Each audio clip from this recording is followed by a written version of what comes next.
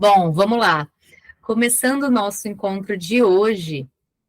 Hoje o nosso tema é autoimagem. Mas a gente vai perceber a autoimagem muito além dessa ideia que a gente tem muito generalizada, né, de que autoimagem é só a forma como a gente olha o nosso corpo. Aqui a gente vai fazer uma relação da nossa consciência e o corpo.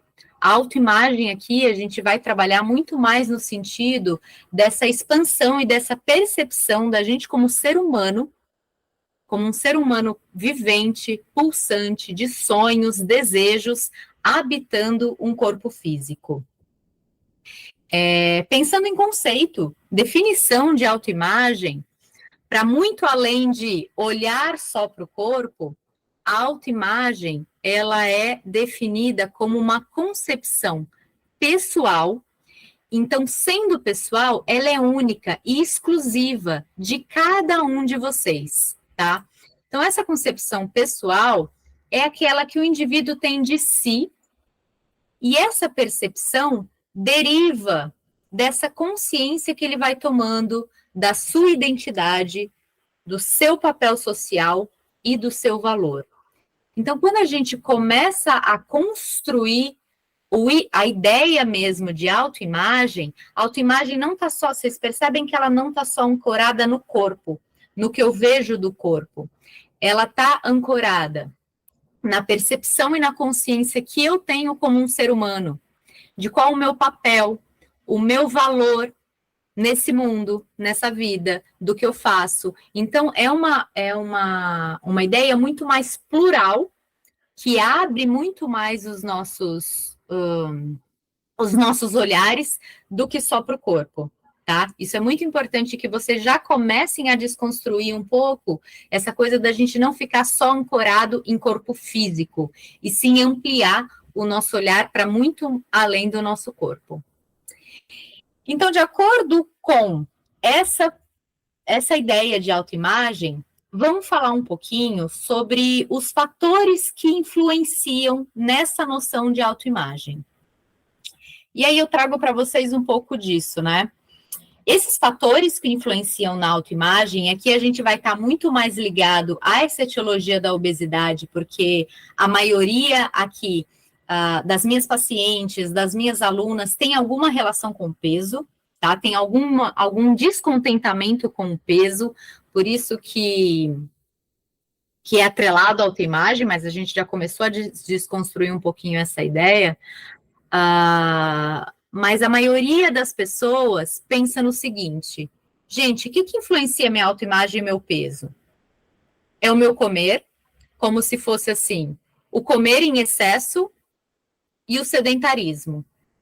De maneira geral e no senso comum, a primeira coisa que a gente começa a pensar de que é o que está causando o meu excesso de peso ou a minha insatisfação com a minha autoimagem é porque eu não estou conseguindo me alimentar direito, eu estou comendo muito mais do que eu deveria, então eu estou errada nisso, e estou sedentária, não estou praticando atividade física. Isso nos coloca num lugar como se fosse puramente falta de força de vontade. Como se você tivesse errada, né? Como se você tivesse culpa de tudo que está acontecendo com você. Mas eu quero trazer aqui para vocês que essa seria só a pontinha do iceberg. E as pesquisas hoje em dia têm demonstrado muito mais que o comer irregular e práticas irregulares de atividade física não são causa. Etiologia é causa, tá, gente? Não são causa de obesidade, e sim sintomas. Sintomas de um panorama que é muito maior que essa pontinha do iceberg. A etiologia da obesidade, gente, e esses fatores que influenciam na nossa autoimagem, olha o tanto de coisa que tem para debaixo da nossa consciência. Coisas que a gente não vê. Então, vamos pensar nesse iceberg, tá? Que a gente estava conversando aqui. Esse limiar aqui é como se fosse a nossa consciência, aquilo que a gente tem tomada a gente tem percepção, né? Então, teoricamente, a gente percebe só que a etiologia da obesidade, o descontentamento com a autoimagem, está relacionado a um comer em excesso ou sedentarismo. Porém, as verdadeiras causas de um distúrbio de autoimagem, de uma insatisfação ou da obesidade, estão relacionadas e associadas a bases biológicas com relação à genética e condições de saúde, principalmente em doenças crônicas, tem relação direta com obesidade, mecanismos neurohormonais, e só esse... Gente, eu poderia dar só uma aula de mecanismos neurohormonais que acabam sendo muito influenciados na nossa vida quando a gente está sob qualquer estresse psicológico ou conflito na nossa vida. Isso acaba mudando toda a bioquímica do nosso corpo. E mudar a bioquímica do nosso corpo é algo que a gente não tem controle. Não tem nada a ver com falta de vontade. É o seu corpo que não está na correspondência da melhor maneira como ele poderia agir com você, da forma saudável. Então, isso acontece. Existem medicamentos que influenciam diretamente o peso. Condições de saúde, eu já falei, né? Acesso e disponibilidade alimentar. Existem várias pesquisas que aqui no Brasil a gente faz em diferentes regiões, porque nem todo mundo tem acesso à alimentação como nós, que de certa forma estamos assim privilegiados, né? Mas existem pessoas que não têm acesso a uma variedade de alimentação e nutrientes no comer, né? Isso também influencia o peso. Práticas e influências familiares, então, onde a gente cresceu, as influências que os nossos pais, aquilo que os nossos pais comem, que as pessoas que nos rodeiam comem, acabam influenciando o nosso comportamento alimentar também. Privação do sono tem influência direta na forma como a gente vai responder à perda ou ganho de peso. Estresse. Disritmia circadiana, e aqui entra muito pessoas que têm trabalhos em turnos distintos, sabe? Os estudos apontam muito nisso.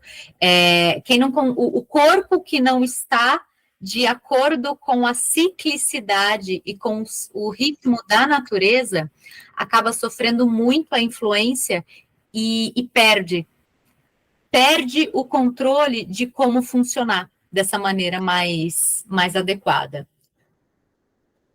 Estudos apontam também os conflitos psicológicos e os estímulos e influências socioculturais. Gente, olha o peso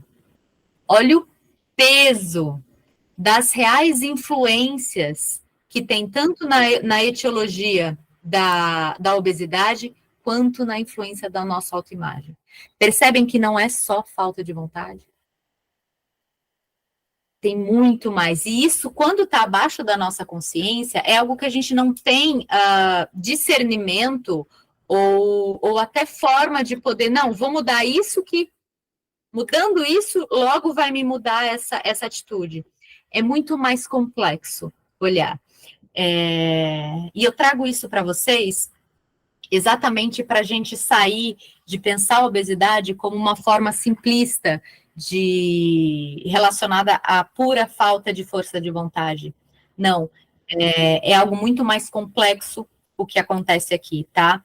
E tem uma pesquisa de 2014 que foi feita pelo governo do Reino Unido sobre obesidade, que identificou mais de 100 variáveis altamente complexas de bases evolutivas, biológicas, psicológicas, sociológicas, econômicas e institucionais que afetam direta ou indiretamente os resultados da obesidade.